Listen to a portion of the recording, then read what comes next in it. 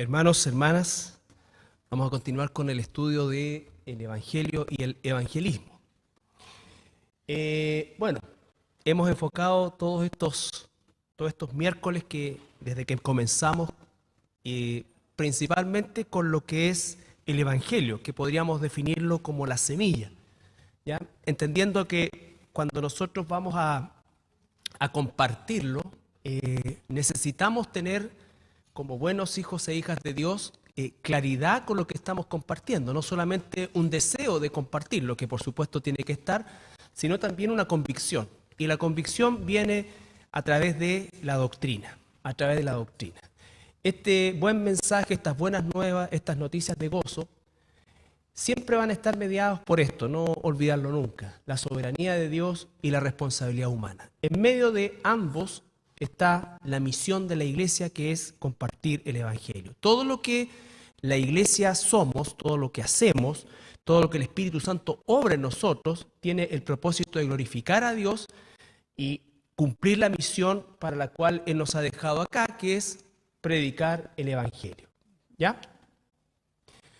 Recordar que el Evangelio es un mensaje de lo que Dios ya hizo. Cuando estamos hablando de lo que Dios ya hizo, se está refiriendo a el mensaje de la cruz.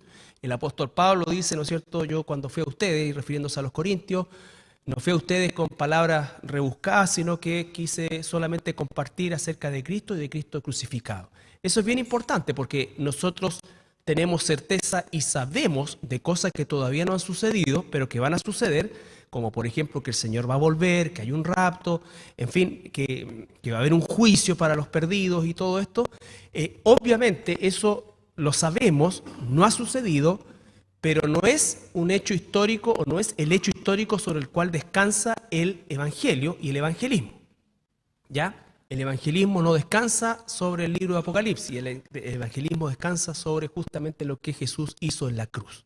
¿Ya? Ese mensaje hay que explicarlo. Ese mensaje tiene básicamente una advertencia y ese mensaje debe culminar siempre con un llamado y un ruego al arrepentimiento. ¿Ya? Y estuvimos reflexionando un poco acerca de cómo es que el Evangelio cambió mi vida y también lo más importante quizás es cómo la sigue cambiando, porque obviamente el que comienza la obra la va a terminar y eso implica que es un proceso continuo,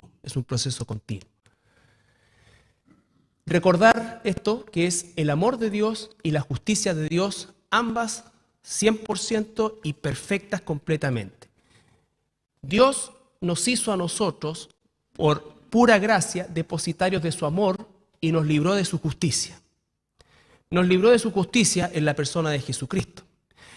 Si Dios nos ha amado, no nos va a juzgar, ¿ya? Pero si Dios no ha amado, Dios va a juzgar. Ambas cosas no están juntas. Ambas cosas Cristo las cumple, ¿no es cierto? Pero la aplicación a la humanidad es o el amor o la justicia. ¿Ya? ¿Por qué? Porque hay un infierno. A quienes Dios les aplique la justicia van a ir al infierno. Y de eso es que nosotros hemos sido librados de nuestra condición como pecadores, sin justificación, merecedores de condenación y sin ninguna posibilidad de alcanzar salvación. ¿No es cierto? Y lo que comenzamos a ver la semana pasada ya es el aspecto doctrinal de lo que es la expiación. Entendiendo que la expiación, por decirlo de alguna manera, es toda la doctrina, todo lo que implica la expiación, es librarnos del pecado o de la consecuencia del pecado. La dividimos, pero todas ellas están juntas, o sea, cuando Cristo hace el sacrificio de expiación, la ira de Dios es derramada sobre Él y por consiguiente eso nos da derecho a lo que vamos a ver hoy, que es la imputación, la adopción y la herencia, ¿ya? Pero recordar que esta expiación tiene el propósito doble de cubrir la justicia de Dios y recibir la ira de Dios, ¿ya? La justicia de Dios y la ira de Dios. Entonces, cuando la justicia de Dios es satisfecha, también su ira es satisfecha, ¿ya? Entonces, por eso es que el sacrificio de Cristo no es solamente su muerte en la cruz, por supuesto que esa es la culminación. El sacrificio de Cristo es haber vivido tentado en todo, pero nunca habiendo pecado, y no habiendo sido concebido en pecado. Por lo tanto, Él se convierte en lo que la Biblia también llama el segundo Adán, desde el punto de vista de la pureza con que Adán fue creado inicialmente, y Él cae en pecado. Jesús fue creado, nació sin pecado, perdón, y vivió sin pecado, que es lo que no hizo Adán. Entonces eso lo hace el segundo Adán, y así dice, ¿no es cierto?, como el pecado entró por Adán, el pecado puede salir solamente por Jesús, ¿ya? Su justicia es satisfecha también en la medida de que esa ira que nos correspondía a nosotros no es derramada en nosotros, sino que es derramada en Jesús, esa ira, ¿ya? No olviden, la justicia demandaba una pena, y Jesús cubre la justicia, pero también absorbe la pena. ¿Se entiende? Ok. Bueno, lo que vamos a ver hoy día es, y la propiciación, que es ya un poco más específico dentro de lo anterior también, que la propiciación es la parte del sacrificio que implica sangre, que sea el sacrificio adecuado y suficiente para aplacar esa ira de Dios. Por eso dice que somos salvos de su ira, porque Jesús fue el sacrificio que satisfizo la justicia de Dios, pero además fue la propiciación para aplacar la ira de Dios. La ira de Dios. Y este concepto de propiciación viene de un sacrificio de sangre, pero que tenía que ser el sacrificio correcto. Si ustedes recuerdan, había, por así decir, una tabla de sacrificios. Si nacían un niño, había que sacrificar 2 palomas si se era humilde o pobre, o sacrificar un cordero, en fin. Cada situación, ¿no es cierto?, la ley demandaba, ¿cierto?, habían sacrificios por esto. Entonces, lo que estamos diciendo es que el sacrificio de Jesucristo fue un sacrificio de sangre como propiciación, pero además fue el sacrificio justo, aquel que Dios iba a aceptar. Nosotros los seres humanos nos podríamos haber juntado, ¿no es cierto?, y haber juntado a las 50.000 personas más buenas del planeta y haberlos puesto ahí como sacrificio y a todos sacrificarlo y que derramaran su sangre, y aunque hubiese sido así, como dice Romano, no es propicio. Aunque hay sangre, no es propicio. ¿Ya? Porque el sacrificio de Cristo demandaba un cordero perfecto, sin mancha ninguna. ¿Ya? Bueno, entonces, cuando hablamos de la expiación, cuando hablamos del sacrificio, cuando hablamos, ¿no es cierto?, de la propiciación, eso va a dar como consecuencia, una vez que la justicia de Dios ha sido satisfecha y la ira de Dios ha sido descargada en la persona de Jesucristo, entonces Jesucristo puede ser nuestro sustituto. Él puede tomar nuestro lugar. Él cumple los requisitos que satisfacen la justicia de Dios y la ira de Dios. Y cuando Él se constituye en nuestro sustituto y ese sacrificio es aprobado por Dios, ¿y cómo sabemos nosotros que fue aprobado por Dios? Bueno, Dios mismo dice, este es mi hijo en quien tengo complacencia, este es mi hijo amado en quien tengo complacencia, ¿no es cierto? Y Jesús no queda en la tumba, sino que Jesús es resucitado. Ese es, por decirlo de alguna manera, el amén de Dios al sacrificio de Jesús. Entonces, una vez que Jesús ha sido nuestro sustituto, Él puede realizar esto, que es la imputación. Traspasar una justicia a personas que no somos justas. Traspasar inocencia a personas que somos culpables. ¿Ya? Esa es la imputación. Por eso es que el sacrificio solamente podía ser por parte de Dios. En 2 Corintios 5:21 queda muy claro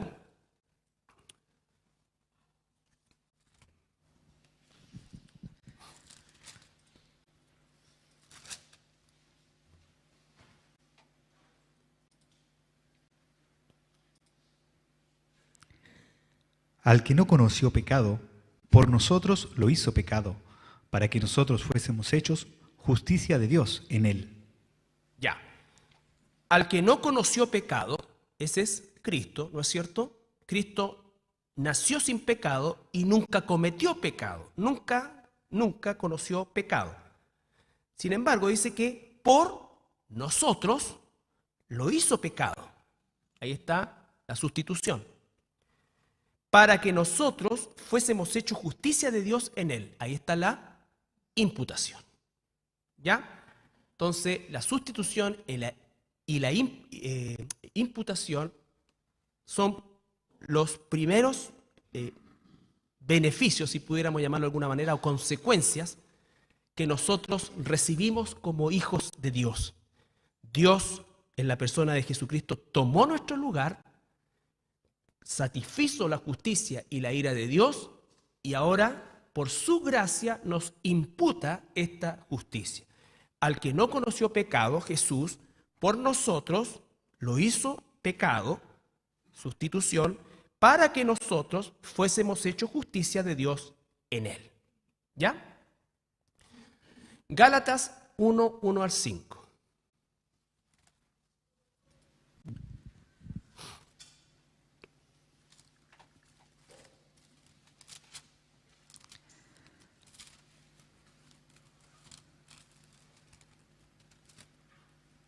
Pablo, apóstol, no de hombres ni por hombre, sino por Jesucristo y por Dios el Padre que lo resucitó de los muertos. Y todos los hermanos que están conmigo a las iglesias de Galacia, gracia y paz sean a vosotros, de Dios el Padre y de nuestro Señor Jesucristo, el cual se dio a sí mismo por nuestros pecados para librarnos del presente siglo malo, conforme a la voluntad de nuestro Dios y Padre, a quien sea la gloria por los siglos de los siglos. Amén. Ya, dice Pablo, apóstol, no por hombres ni por hombre, sino por Jesucristo y por Dios, el Padre. ¿Eso qué significa? Significa que si alguien hoy día se atribuye el título de apóstol a la manera de los apóstoles del Nuevo Testamento, está cometiendo absolutamente una herejía, porque los apóstoles son un ministerio único y exclusivo llamado por el Señor Jesucristo. Él llamó a 12, entre esos 12 había un traidor, los hombres quisieron reemplazarlo por un hombre, Matías. Ellos, ¿no es cierto?, eligieron a Matías. Dios no toma en cuenta eso y Él llama, al tiempo después, el Cristo resucitado llama a Pablo.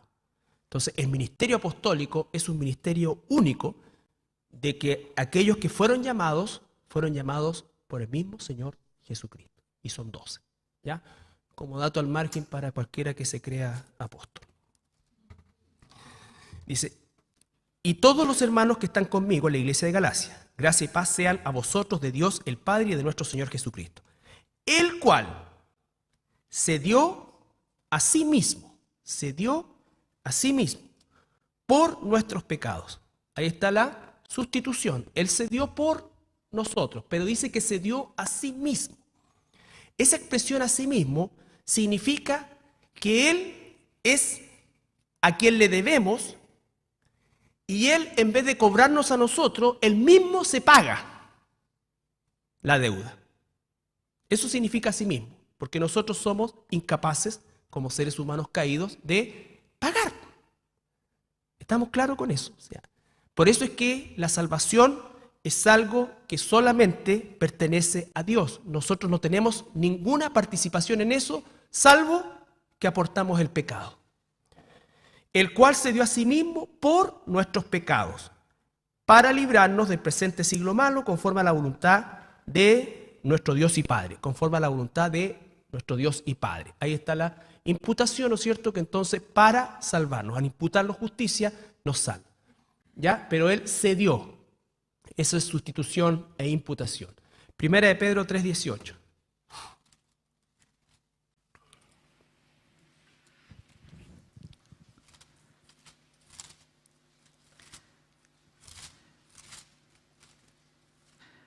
Porque también Cristo padeció una sola vez por los pecados, el justo por los injustos, para llevarnos a Dios, siendo a la verdad muerto en la carne, pero vivificado en espíritu. Él padeció, el justo por los injustos, para llevarnos a Dios. No había ninguna forma de ir a Dios que no fuera a través de Jesucristo. Hay un solo camino, una sola verdad, una sola vida. Nadie va al Padre si no es por medio de Jesucristo. Entonces, la primera consecuencia a favor nuestro del sacrificio expiatorio del Señor Jesucristo es la sustitución y la imputación. Él tomó nuestro lugar y Él nos imputó justicia que no merecíamos y que no teníamos. Una vez que nos ha imputado justicia, entonces nosotros somos reconciliados con Dios. Reconciliados con Dios. Nos reconciliamos con Dios porque Dios se reconcilió consigo mismo. Si nosotros fuéramos agentes de reconciliación, significa que Dios habría aceptado algo de nosotros en el proceso. Y no acepta nada de nosotros porque todo lo nuestro está manchado con el pecado. Romanos 6.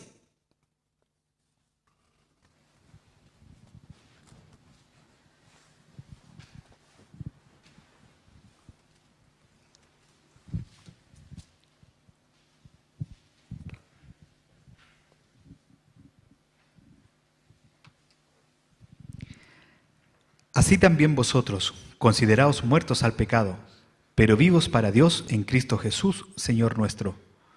No reine, pues, el pecado en vuestro cuerpo mortal, de modo que lo obedezcáis en sus concupiscencias. Ni tampoco presentéis vuestros miembros al pecado como instrumentos de iniquidad, sino presentaos vosotros mismos a Dios como vivos de entre los muertos, y vuestros miembros a Dios como instrumento de justicia. Porque el pecado no se enseñoreará de vosotros, pues no estáis bajo la ley, sino bajo la gracia. Entonces, la reconciliación implica que ya hemos sido libres de la esclavitud del pecado. Seguimos siendo pecadores, pero somos pecadores salvados. Aquel que es un pecador no salvado no puede luchar contra el pecado y lo único que puede hacer es pecar. ¿Ya? Lo único que puede hacer es pecar. Y lo bueno que puede hacer frente a lo que es el estándar de Dios resulta como un trapo de inmundicia, dice la palabra. Entonces, ¿qué es lo que sucede acá? Nosotros hoy día podemos luchar contra el pecado y por eso es que nos dice, no reine el pecado en vuestros cuerpos mortales, sino que hoy día tenemos el poder para hacer frente al pecado. Y cuando no hacemos frente al pecado es por negligencia nuestra, siendo hijos de Dios. Porque mayor es el que está en mí que el que está en el mundo. Y la forma de desarrollar eso justamente es la profundidad del conocimiento de Dios, de la persona de nuestro Señor Jesucristo. Pero la reconciliación nos trae la capacidad de poder luchar contra el pecado. Entonces, nosotros somos reconciliados con Dios, el justo murió por los injustos y además recibimos el don del Espíritu Santo que nos da el poder para luchar contra el pecado. Una de las primeras cosas que nosotros tenemos que reconocer de la obra del Espíritu Santo y a la que muy pocos pescan en realidad es que es el poder para luchar contra el pecado. Al Espíritu Santo lo insultan de mil maneras, ¿no es cierto? Lo hacen responsable de cosas que son y resultan hasta vergonzosas. Pero el poder del Espíritu Santo principalmente y casi en un 80% es el poder para luchar contra el pecado. Y el Espíritu Santo es el que nos enseña la verdad de Dios en su Escritura. Y eso es para que nosotros podamos ser santificados por el proceso de la santificación que está implícito en el desarrollo como cristiano. Y eso es, en definitiva, gracias al don del Espíritu Santo. Pedro dijo, recibiréis el don del Espíritu Santo. El regalo más grande que hemos recibido es el Espíritu Santo en nosotros. ¿Ya? Segunda de Corintios 5, que recién vimos, pero ahora el 18 al 20.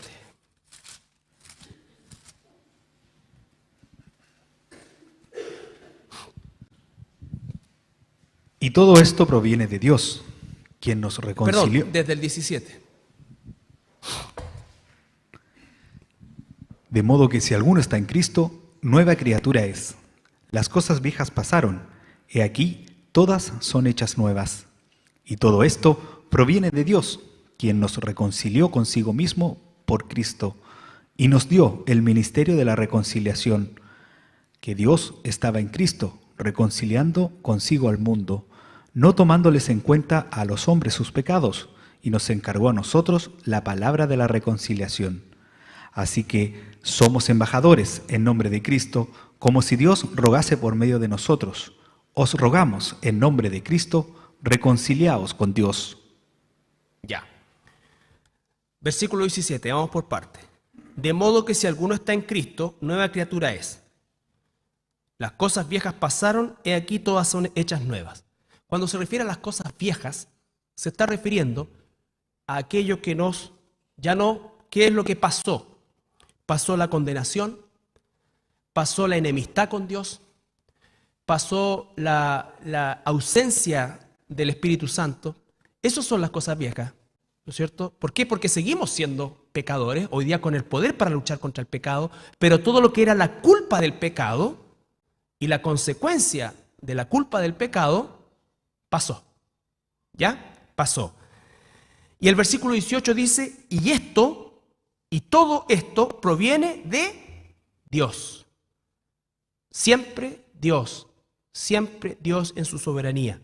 ¿Quién nos reconcilió consigo mismo? Suena hasta raro eso. Nos reconcilió consigo mismo. ¿Por qué? Porque Él fue el ofendido y Él es el que paga esa ofensa. Él se reconcilia consigo mismo para poder imputarnos.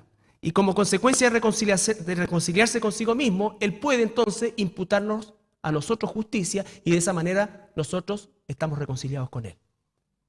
¿Se entiende la figura? O sea, siempre es Dios. Por eso es que la salvación no tiene nada que ver con nosotros desde el punto de vista de que no podemos hacer nada para salvarnos. Nosotros, por supuesto, cuando hablamos en el plano y la próxima semana, cuando veamos algunos ejemplos ya del concepto de la evangelización, que es cómo comunicar el evangelio, nosotros vivimos en un plano horizontal y la persona hace una decisión, la persona se reconcilia con Dios.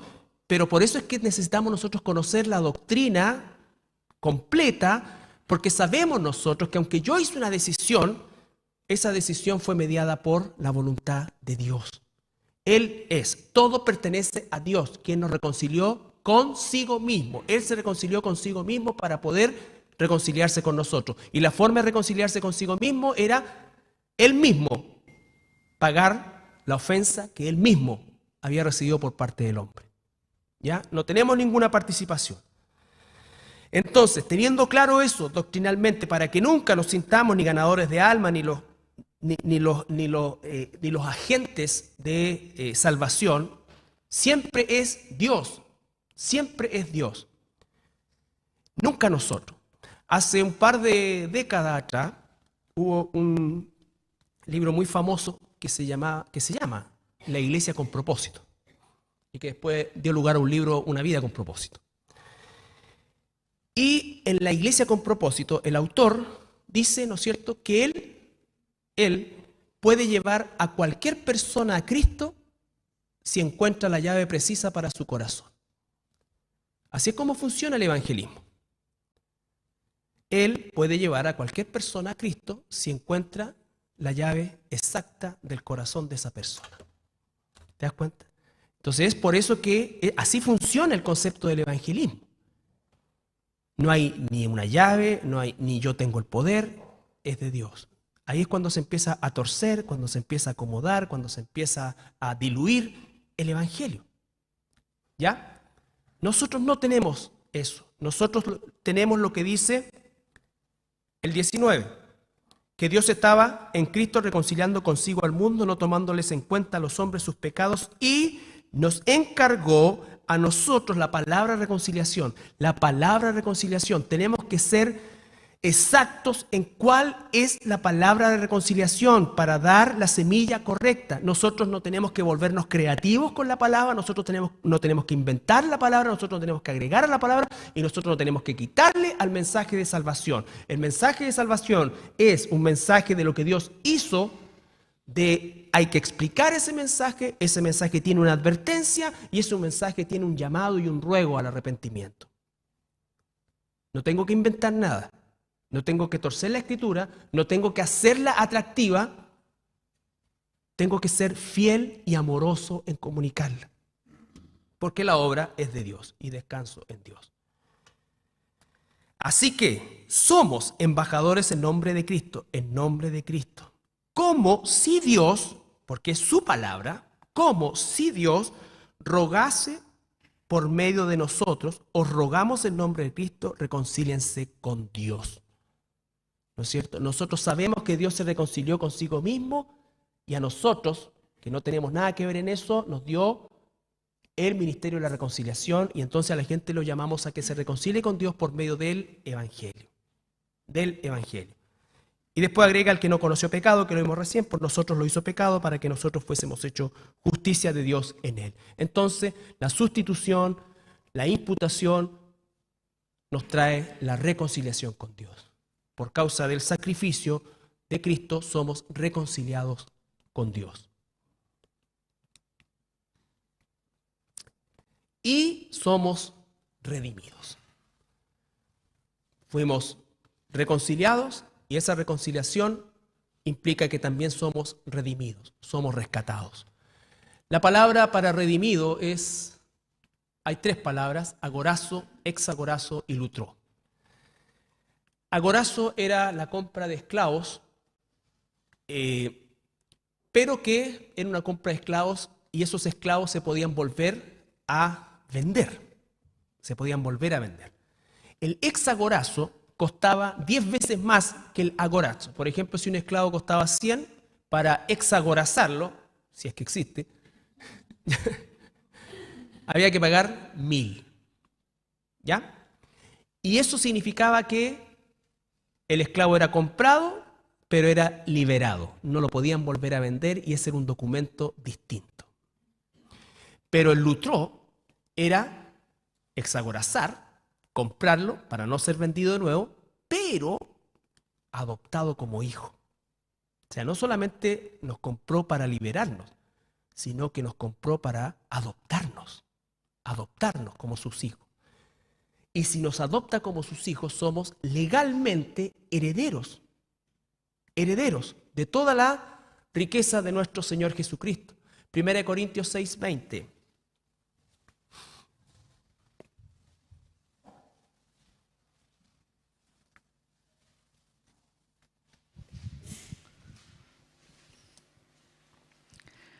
Porque habéis sido comprados por precio. Glorificad pues a Dios en vuestro cuerpo y en vuestro espíritu, los cuales son de Dios. Otra vez. Porque habéis sido comprados por precio. Pausa. Comprados por precio. No nos olvidemos. Nosotros no pusimos nada, ni que la pelota está en tu cancha y el 50% lo pones tú. No, no hay 50%. Todo es 100% Dios. ¿Ya? 100% Dios. Él nos compró por precio. No, mira, Señor, en realidad 990, yo pongo 10. No. Él nos compró por un precio.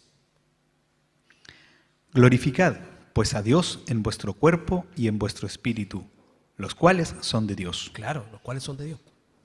¿Puedo hacer lo que quiera? No. Colosenses 1, 13, 14.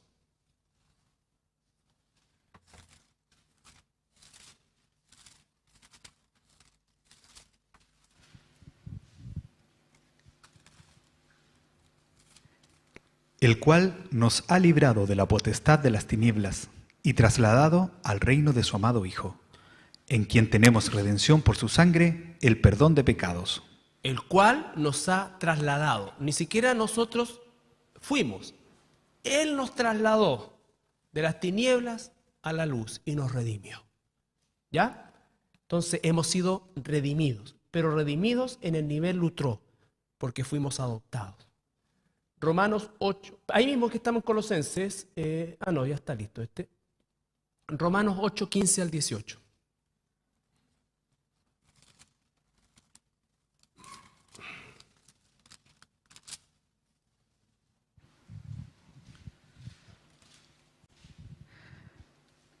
Pues no habéis recibido el espíritu de esclavitud para estar otra vez en temor, sino que habéis recibido el espíritu de adopción, por el cual clamamos, Abba, Padre. El Espíritu mismo da testimonio a nuestro espíritu de que somos hijos de Dios, y si hijos, también herederos, herederos de Dios y coherederos con Cristo, si es que padecemos juntamente con Él, para que juntamente con Él seamos glorificados. Pues tengo por cierto que las aflicciones del tiempo presente no son comparables con la gloria venidera, que en nosotros ha de manifestarse. Porque el anhelo ardiente de la creación es el aguardar la manifestación de los hijos de Dios. Ahí no. ¿Ya? Entonces dice, y si hijos también, versículo 17, herederos de Dios y coherederos con Cristo. Si es que padecemos juntamente con Él, para que juntamente con Él seamos glorificados. ¿Ya? Entonces, herederos, coherederos con Cristo.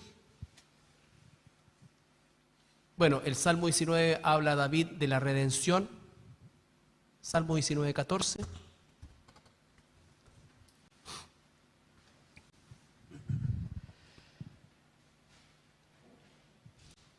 Sean gratos los dichos de mi boca y la meditación de mi corazón delante de ti, oh Jehová, roca mía y redentor mío. Estamos hablando de 10 siglos antes de Cristo y David ya tiene, por el Espíritu Santo que venía a él, ¿no es cierto? Él dice, roca mía, y la roca es Cristo. Siglos después se revela que la roca es Cristo y habla redentor, el Hijo es el redentor. Y en Apocalipsis 5:9 saltamos al final de la historia.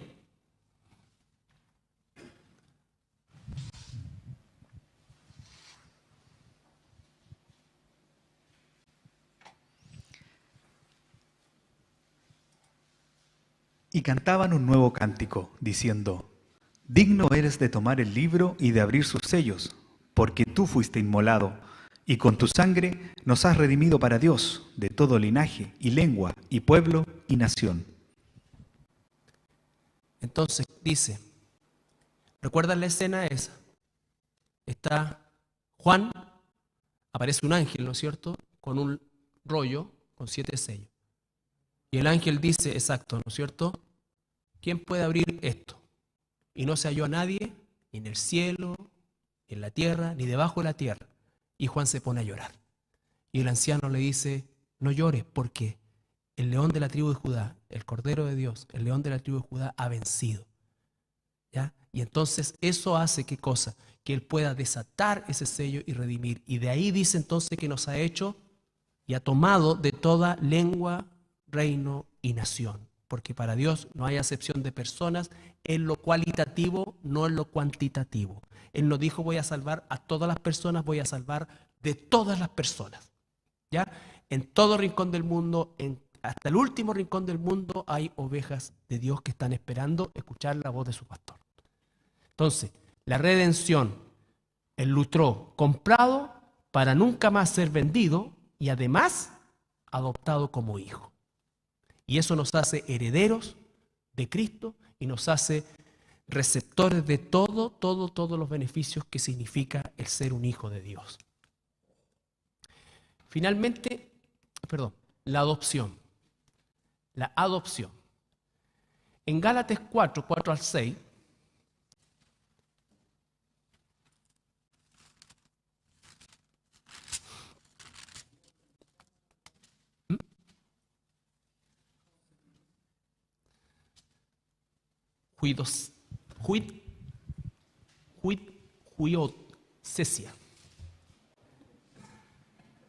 huiocesia.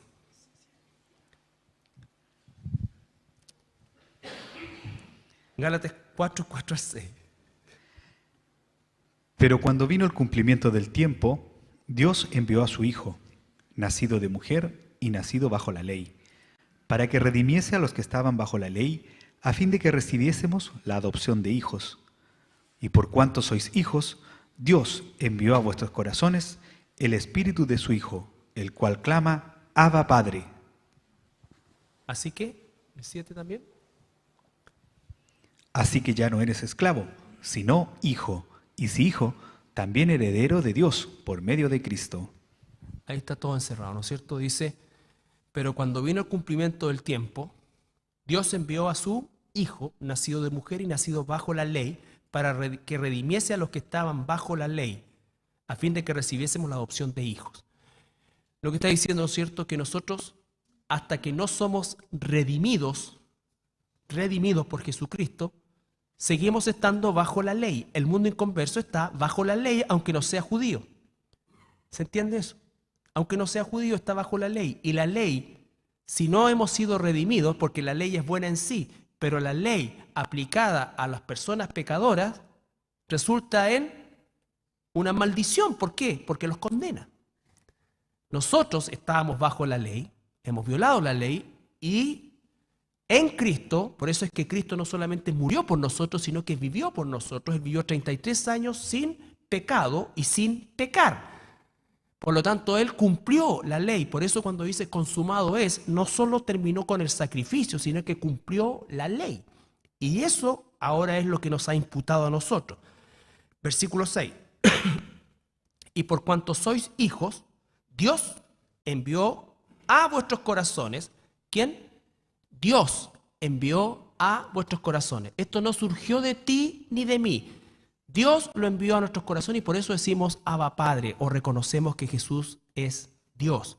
Cuando Jesús pregunta, ¿quién dice la gente que yo soy? Y empiezan a decir uno Juan el Bautista, un profeta, Pedro salta, ¿no es cierto? Y dice, tú eres el Cristo, el Hijo del Dios viviente. Y Jesús le dijo, bien Pedro, ¿qué aplicado eres? No, Pedro, esto no te lo reveló carne ni sangre, sino mi Padre que está en los cielos. Nosotros llamamos Abba Padre y Dios nuestro y Señor porque Dios envió y somos sus hijos y por esa causa Dios envió a nosotros eso y por eso podemos declarar con nuestra boca que Jesús es Dios. Y dice, versículo 7, así que ya no eres esclavo sino hijo. Y si hijo, también heredero de Dios por medio de Cristo. ¿Ya? Romanos 9:8.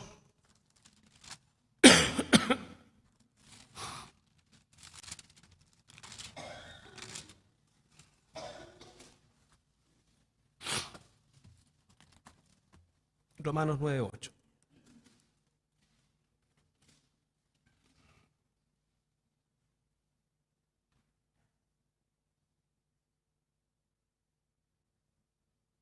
Romanos 9:8.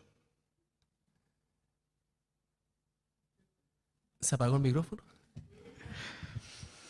Esto es, no los que son hijos según la carne son los hijos de Dios, sino que los que son hijos según la promesa son contados como descendientes. Son contados como descendientes, según la promesa. ¿Ya? Efesios 1:5.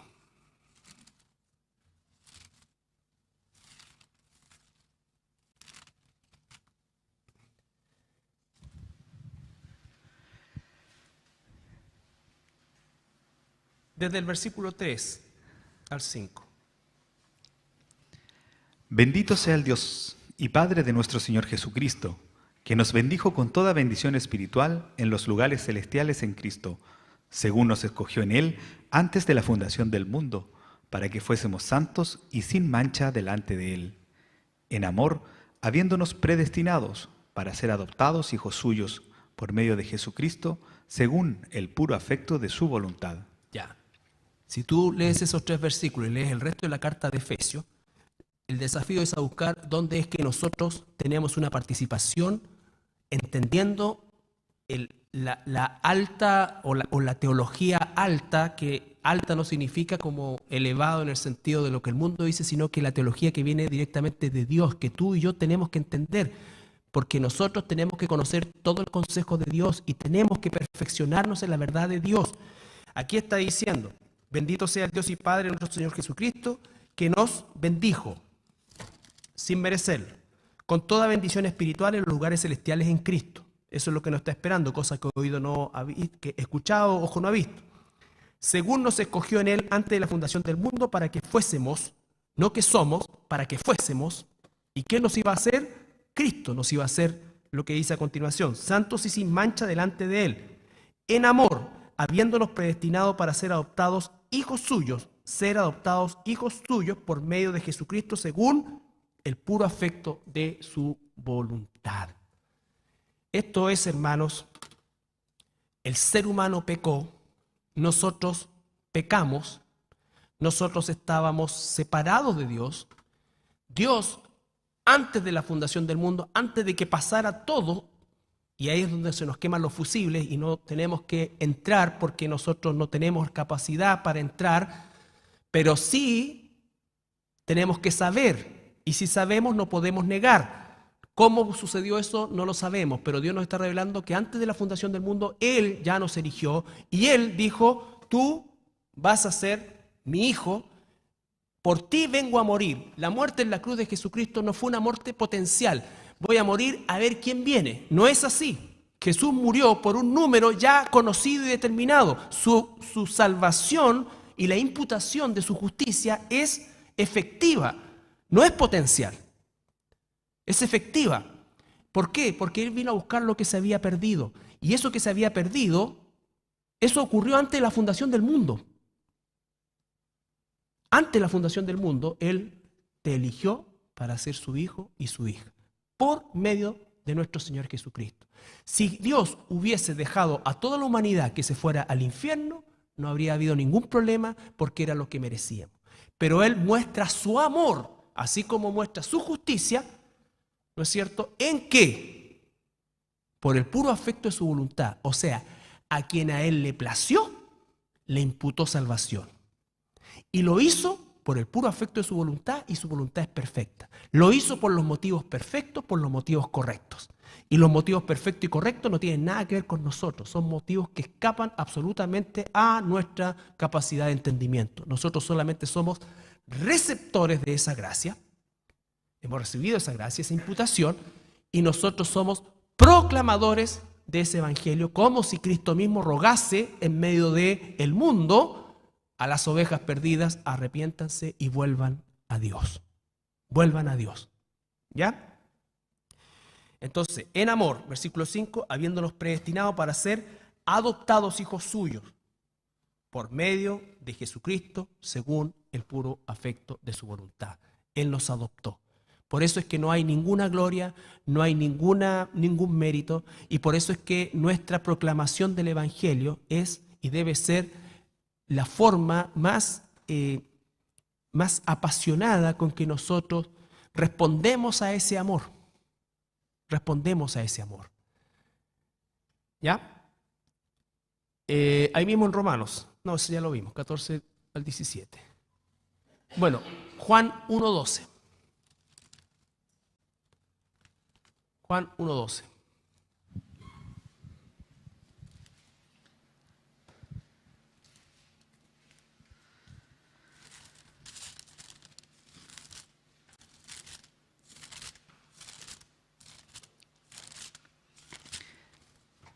Mas a todos los que le recibieron, a los que creen en su nombre, les dio potestad de ser hechos hijos de Dios. Ya, ahí tenemos, ¿no es cierto?, la respuesta al Evangelio. A todos los que le recibieron les dio el privilegio, la potestad de ser hechos hijos de Dios, y si se quedara hasta ahí, entonces alguien podría decir: viste, yo elegí. Pero ¿qué dice el versículo 13?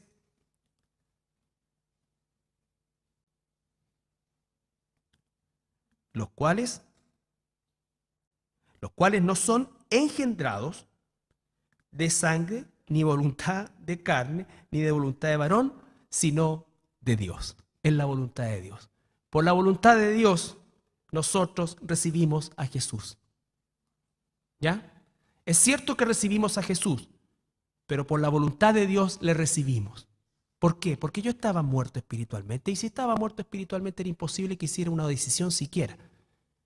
Y entonces Dios, por medio de su Espíritu Santo, me da vida y me da la fe, y por esa fe yo recibo a Dios. Pero después me dice: más a todos los que le recibieron, a los que creen en su nombre, les dio la potestad de ser hechos hijos de Dios. Los cuales, estos hijos de Dios a los que se está refiriendo ahí, no son engendrados de sangre ni de voluntad de carne, ni de voluntad de varón, sino de Dios. Es decir, yo no puedo hacerme cristiano por mí mismo, ni alguien puede hacerme cristiano para transferirme la fe. Es de Dios. ¿Ya? Gálatas 3.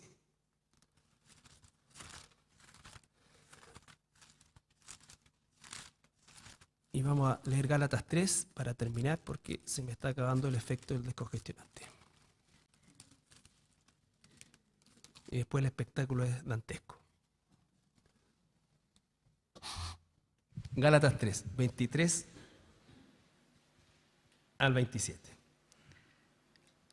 Pero antes que viniese la fe, estábamos confinados bajo la ley, encerrados para aquella fe que iba a ser revelada. De manera que la ley ha sido nuestro ayo para llevarnos a Cristo, a fin de que fuésemos justificados por la fe. Pero venida la fe, ya no estamos bajo ayo, pues todos sois hijos de Dios por la fe en Cristo Jesús. Porque todos los que habéis sido bautizados en Cristo, de Cristo estáis revestidos. Ya. Si yo leyera el versículo 26 solito, pues todos sois hijos de Dios por la fe en Cristo Jesús. ¿Cierto? Alguien puede decir, todo. Pregúntale a un católico, ¿cree en Cristo? Sí. Sí, creo en Cristo. Entonces, ¿es cristiano? No. Versículo 27. Porque todos los que habéis sido bautizados en Cristo, de Cristo estáis revestidos. ¿Ya? Y para ser bautizado en Cristo, tengo que haber nacido de nuevo. Y si nací de nuevo, es porque fui elegido antes de la fundación del mundo para ser adoptado. Y como dice Romano, el que nos rescató, ¿no es cierto?, también nos llamó, nos justificó y nos glorificó. Todo el proceso es mediado por su voluntad. El que nos eligió, el que nos predestinó, en algún momento de tu vida, en el caso mío, a los 26 años, en el caso tuyo, a la edad que te llamó, pero tú ya estabas predestinado, te llamó. Entonces, eso es lo que en definitiva nosotros tenemos que entender para poder comunicar de manera correcta el Evangelio. No que a los inconversos les hablemos de la predestinación, eso es para nosotros. Nunca jamás en 25 años he usado la predestinación para hablarle a nadie de Jesucristo. Por eso es que es tan importante el mensaje de Jesucristo, porque el mensaje de Jesucristo, bien dado, bien entregado, la semilla correcta, nosotros podemos descansar y confiar en Dios y en la misericordia de Dios, que Él hará su voluntad con los que Él de antemano ha elegido. Pero me ha dado el privilegio de ser su voz. Y es un privilegio y una inmensa responsabilidad, porque cuando yo empiezo a inventar cosas, a torcer cosas, a acomodar cosas, a quitarle cosas o agregarle cosas, entonces estoy pecando gravemente contra Dios. ¿Ya? Bien, la próxima semana vamos a ver ya comenzando un poco lo que es el evangelismo, que es la acción de entregar el evangelio. ¿Ok? Y vamos a repasar lo que vimos del mensaje histórico, de la explicación de ese mensaje, de la advertencia y del llamado. El sacrificio hace el sacrificio de expiación, la ira de Dios es derramada sobre él y por consiguiente eso nos da derecho a lo que vamos a ver hoy, que es la imputación, la adopción y la herencia. ¿Ya? Pero recordar que esta expiación tiene el propósito doble de cubrir la justicia de Dios y recibir la ira de Dios. ¿Ya? La justicia de Dios y la ira de Dios. Entonces, cuando la justicia de Dios es satisfecha, también su ira es satisfecha. ¿Ya? Entonces, por eso es que el sacrificio de Cristo no es solamente su muerte en la cruz, por supuesto que esa es la culminación. El sacrificio de Cristo es haber vivido tentado en todo, pero nunca habiendo pecado, y no habiendo sido concebido en pecado. Por lo tanto, Él se convierte en lo que la Biblia también llama el segundo Adán, desde el punto de vista de la pureza con que Adán fue creado inicialmente y Él cae en pecado. Jesús fue creado, nació sin pecado, y vivió sin pecado, que es lo que no hizo Adán. Entonces eso lo hace el segundo Adán. Y así dice, ¿no es cierto?, como el pecado entró por Adán, el pecado puede salir solamente por Jesús. ¿Ya? Su justicia es satisfecha también en la medida de que esa ira que nos correspondía a nosotros no es derramada en nosotros, sino que es derramada en Jesús. Esa ira, ¿ya? No olviden, la justicia demandada.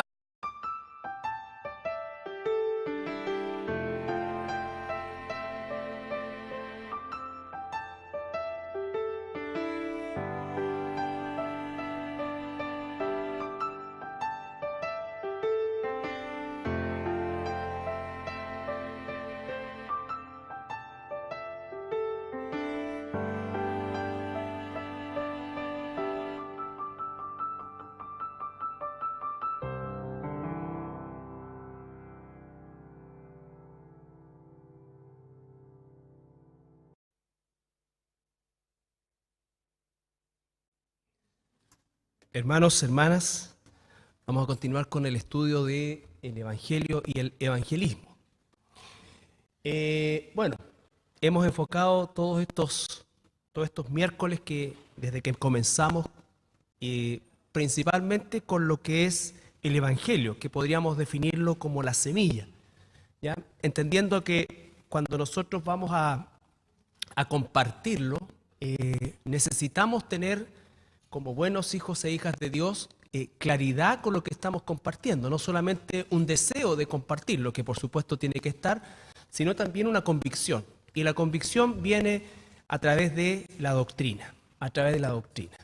Este buen mensaje, estas buenas nuevas, estas noticias de gozo, siempre van a estar mediados por esto, no olvidarlo nunca, la soberanía de Dios y la responsabilidad humana. En medio de ambos está la misión de la iglesia, que es compartir el Evangelio. Todo lo que la iglesia somos, todo lo que hacemos, todo lo que el Espíritu Santo obra en nosotros, tiene el propósito de glorificar a Dios y cumplir la misión para la cual Él nos ha dejado acá, que es predicar el Evangelio. ¿Ya? Recordar que el Evangelio es un mensaje de lo que Dios ya hizo.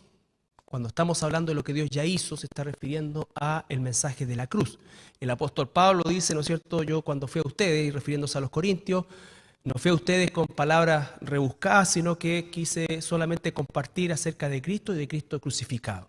Eso es bien importante porque nosotros tenemos certeza y sabemos de cosas que todavía no han sucedido, pero que van a suceder, como por ejemplo que el Señor va a volver, que hay un rapto, en fin, que va a haber un juicio para los perdidos y todo esto. Obviamente eso lo sabemos, no ha sucedido, pero no es un hecho histórico o no es el hecho histórico sobre el cual descansa el Evangelio y el evangelismo. ¿Ya? El evangelismo no descansa sobre el libro de Apocalipsis, el evangelismo descansa sobre justamente lo que Jesús hizo en la cruz. ¿Ya? Ese mensaje hay que explicarlo. Ese mensaje tiene básicamente una advertencia y ese mensaje debe culminar siempre con un llamado y un ruego al arrepentimiento. ¿Ya? Y estuvimos reflexionando un poco acerca de cómo es que el Evangelio cambió mi vida y también lo más una pena. Y Jesús cubre la justicia, pero también absorbe la pena. ¿Se entiende? Ok. Bueno, lo que vamos a ver hoy día es, bueno, y la propiciación, que es ya un poco más específico dentro de lo anterior también, que la propiciación es la parte del sacrificio que implica sangre, que sea el sacrificio adecuado y suficiente para aplacar esa ira de Dios. Por eso dice que somos salvos de su ira, porque Jesús fue el sacrificio que satisfizo la justicia de Dios, pero además fue la propiciación para aplacar la ira de Dios. La ira de Dios. Y este concepto de propiciación viene de un sacrificio de sangre, pero que tenía que ser el sacrificio correcto. Si ustedes recuerdan, había, por así decir, una tabla de sacrificios. Si nacían un niño, había que sacrificar 2 palomas si se era humilde o pobre, o sacrificar un cordero, en fin.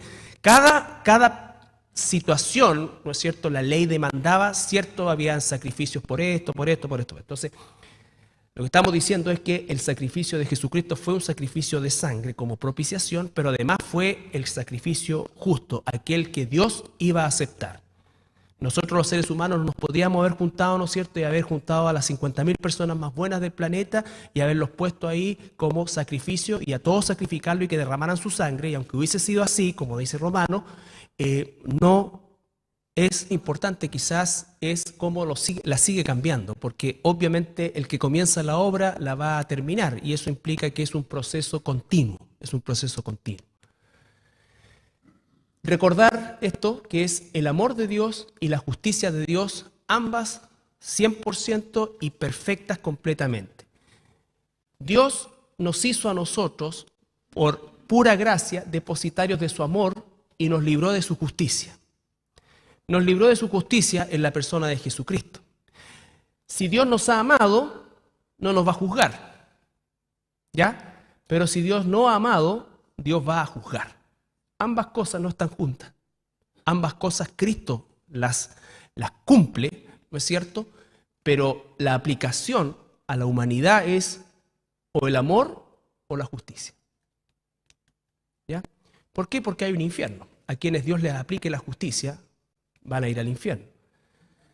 Y de eso es que nosotros hemos sido librados de nuestra condición como pecadores, sin justificación, merecedores de condenación y sin ninguna posibilidad de alcanzar salvación. ¿No es cierto? Y lo que comenzamos a ver la semana pasada ya es el aspecto doctrinal de lo que es la expiación. Entendiendo que la expiación, por decirlo de alguna manera, es toda la doctrina, todo lo que implica la expiación, es librarnos del pecado o de la consecuencia del pecado. La dividimos, pero todas ellas están juntas, o sea, cuando Cristo hace el